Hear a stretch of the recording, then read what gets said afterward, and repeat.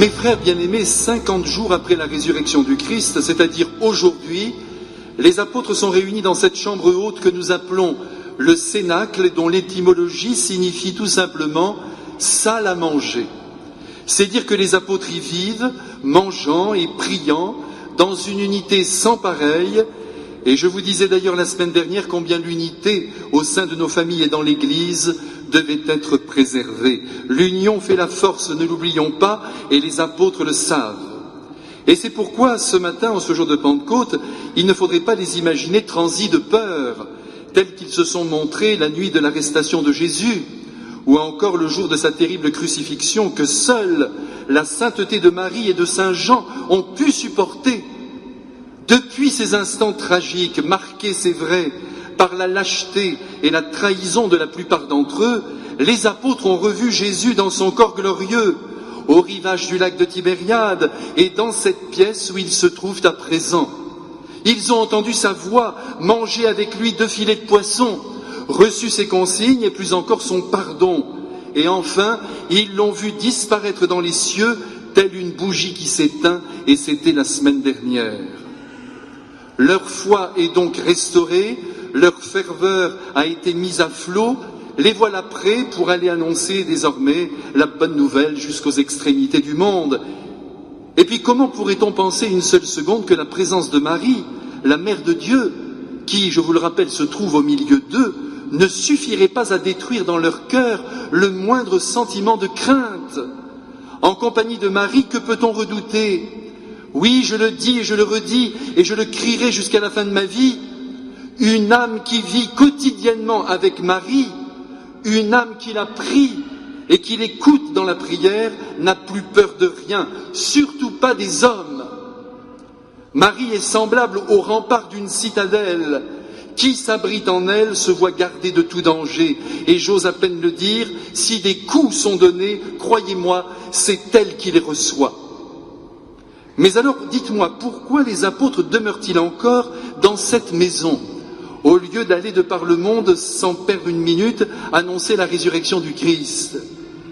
Eh bien, c'est parce qu'ils attendent et se préparent dans la prière, comme il se doit, à vivre la grande promesse du Père dont Jésus leur a parlé. Ne quittez pas Jérusalem, avait-il dit aux apôtres. Jean a baptisé avec de l'eau, mais vous, c'est dans l'Esprit Saint que vous serez baptisés d'ici peu de jours.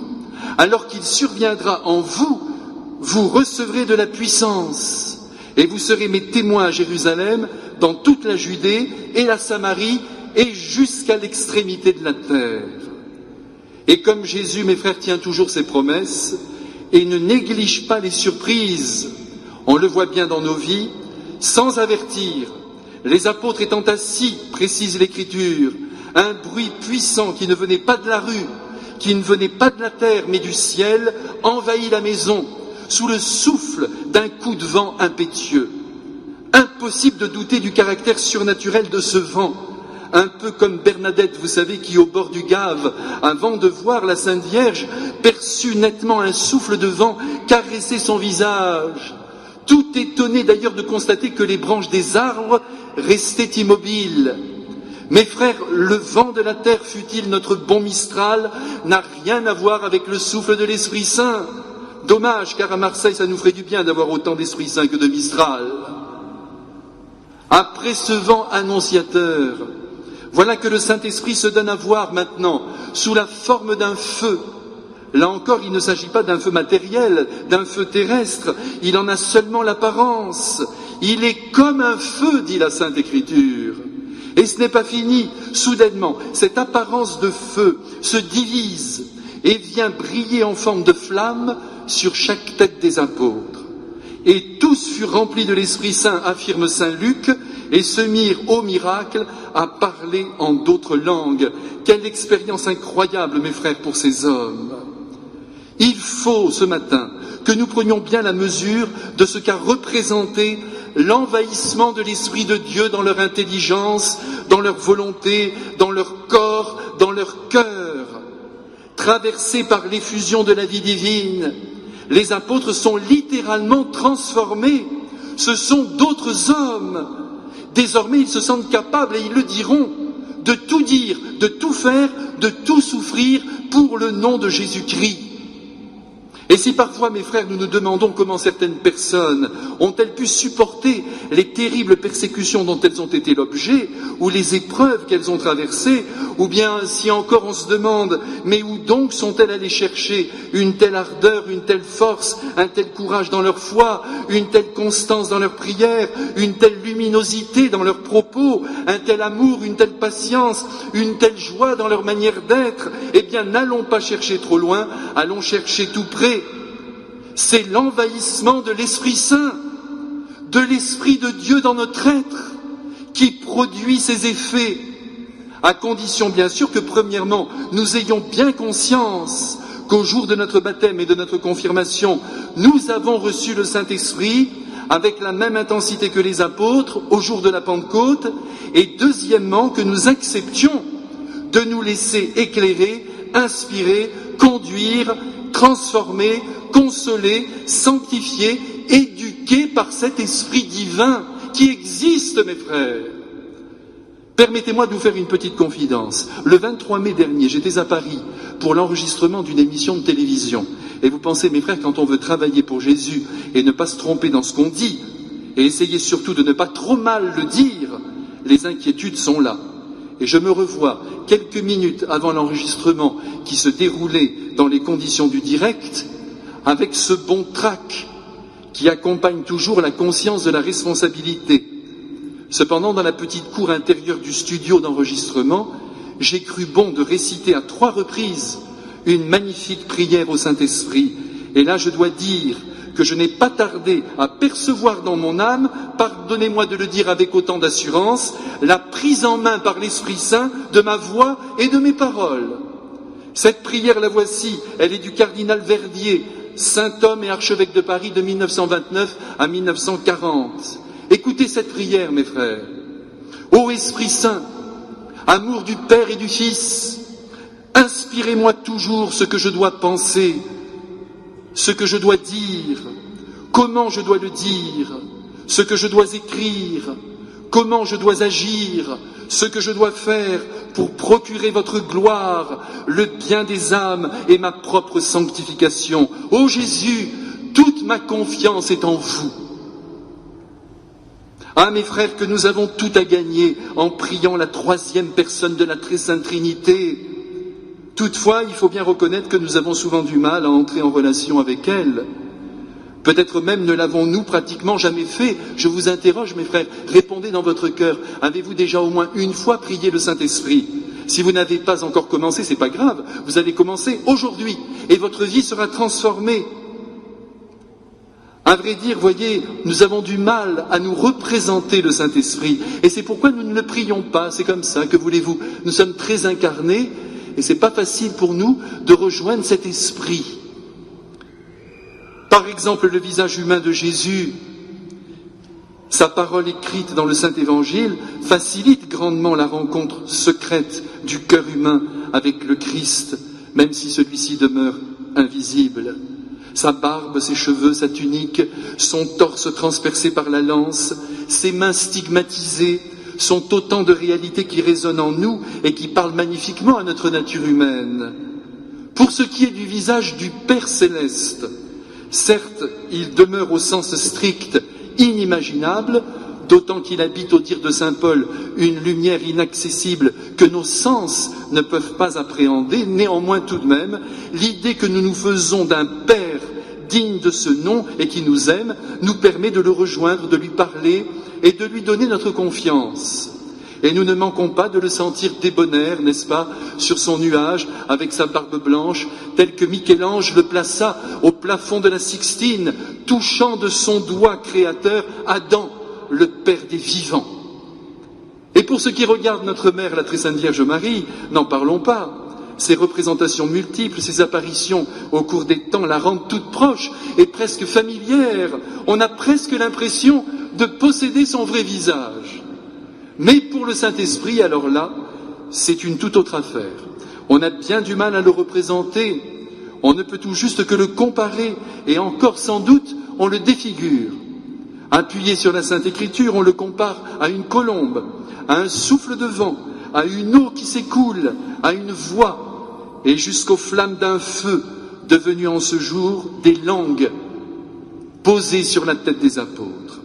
Quoi qu'il en soit, mes frères, la personne de l'Esprit Saint, car il s'agit bien d'une personne, demeure, avouons-le, mystérieuse. Eh bien, justement, c'est là qu'il faut en venir. En vérité, on commence à l'approcher, à entrer dans son mystère, dès que nous comprenons que l'Esprit Saint est insaisissable et que lui, en revanche, doit nous saisir. Car il est celui qui, par une volonté du Père et du Fils, se tient derrière chacun de nous, que dis-je, à l'intérieur de nous-mêmes, dirigeant nos gestes et nos pensées. C'est là toute sa mission. Avant d'être quelqu'un que l'on se représenterait face à nous, il est celui par qui, dit saint Paul, nous pouvons proclamer que Jésus est l'unique Seigneur. Il est celui par qui, poursuit-il, Jésus a été ressuscité d'entre les morts. Il est celui par qui les apôtres sont devenus polyglottes. Il est celui par qui Dieu peut agir au plus secret de notre être. Il est celui par qui, malgré nos diversités, nous ne formons qu'un seul corps. Il est celui par qui, et là c'est saint Jean qui donne sa note, les péchés sont remis. L'Esprit Saint est donc la vie de notre vie, l'ami intime caché au fond de notre âme, et c'est lui qui de l'intérieur divinise notre être et par voie de conséquence nos intentions, nos pensées, nos actions. C'est un très grand mystère que cette présence agissante du Saint-Esprit en chaque homme baptisé, et un très grand cadeau aussi pour la gouverne de notre vie dont nous ne sommes pas assez conscients.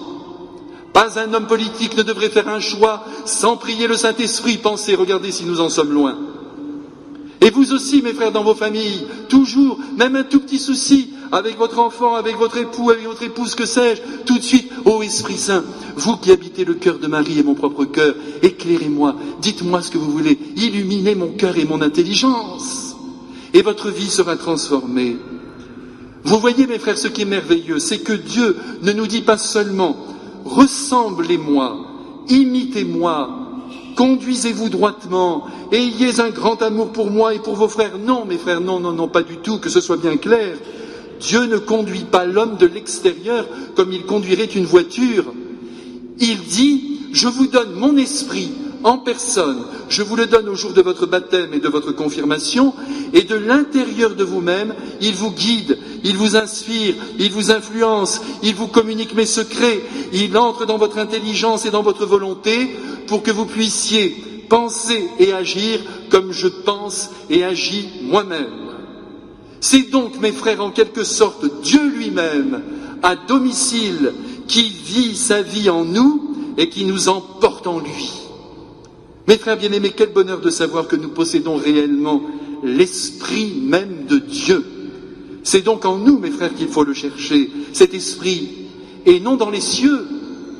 En effet, si nous l'appelons, si nous le prions, si nous voulons d'une manière habituelle nous laisser conduire par lui, si nous sommes fidèles à ses inspirations, je vous le redis, mes frères, c'est important ce jour de Pentecôte, notre vie sera bouleversée. Fini les petits plans trop humains, sans grands résultats ni grands effets. C'est lui qui nous dira au plus intime de nous-mêmes ce que nous devons faire et entreprendre, et plus encore ce que nous devons éviter.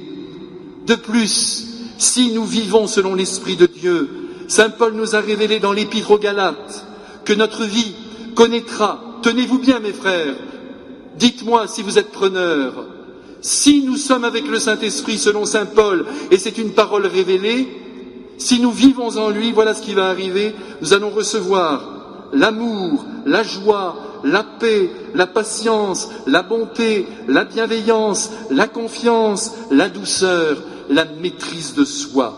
Car en effet, toutes ces vertus sont les fruits de l'action du Saint-Esprit dans le cœur humain. Alors, avis aux amateurs. Vous savez, elles sont nombreuses les personnes qui affirment qu'elles ne peuvent pas changer. Vous vous souvenez de la chanson du tube de Julio Iglesias, « Je n'ai pas changé » hein? Vous en souvenez, mes frères? C'est une chanson désespérante parce que ce bonhomme est content de ne pas avoir changé et de ne pas avoir fait un progrès. Bon, physiquement, avouons-le, on est content de ne pas trop changer. Mais intérieurement, allez, il faut se donner de la peine et chercher à ne pas traîner derrière soi tous les travers et tous les défauts du monde. Beaucoup disent, que voulez-vous, j'ai tel tempérament, tel caractère, je suis coléreux, jaloux de nature, que sais-je, je n'ai jamais réussi à être patient ou patiente avec qui que ce soit, surtout avec ma femme ou avec mon mari. Mon père s'est cuit, on ne pourra rien y faire, c'est vrai, vous avez raison, doit-on répondre. Par vous-même, vous ne pouvez rien faire, mais par l'Esprit Saint, si vous coopérez avec lui en vivant sous le dynamisme de son souffle, de sa force et de ses appels, vous pouvez tout. Vous verrez, votre vie va changer. Mes frères, la très sainte Vierge Marie, Saint Joseph et tous les saints et saintes du ciel, mais aussi tous les braves gens de la terre qui sont demeurés fidèles à Dieu en faisant le bien, ont tous vécu dans une grande docilité envers l'Esprit de Dieu. Ils ont entendu la voix de l'Esprit Saint qui murmurait dans leur cœur, ils l'ont écouté, ils l'ont suivi et ils ont été capables de grands progrès. Pour terminer, je voudrais vous redire ce que le cher et bon Jean-Marie Vianney, le curé d'Ars, disait à ses paroissiens. Écoutez-le, ça c'est un curé.